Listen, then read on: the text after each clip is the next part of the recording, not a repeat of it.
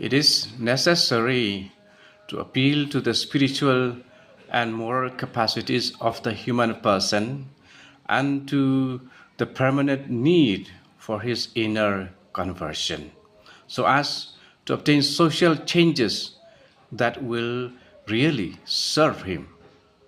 The acknowledged priority of the conversion of heart is in no way eliminates but, on the contrary, imposes the obligation of bringing the appropriate remedies to institutions and living conditions when they are induced to sin, so that they conform to the norms of justice and advance the good rather than hinder it.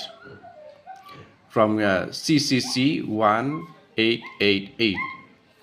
Without the help of grace, men would not know to discern the often narrow path between the cowardice which gives in to evil and the violence which, under the illusion of fighting evil, only makes it worse. This is the path of charity, that is, of the love of God and of neighbor.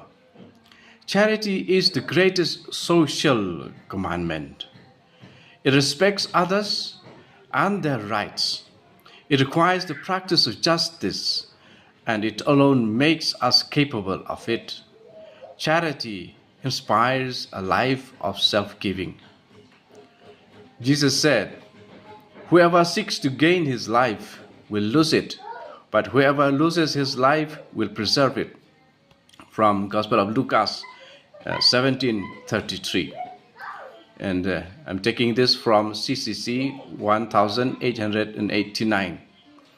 And another paragraph of CCC 1896. It says, "Where sin has perverted the social climate, it is necessary to call for the conversion of hearts and appeal to the grace of God. Charity urges just reforms. There is no solution to the social question apart from the gospel.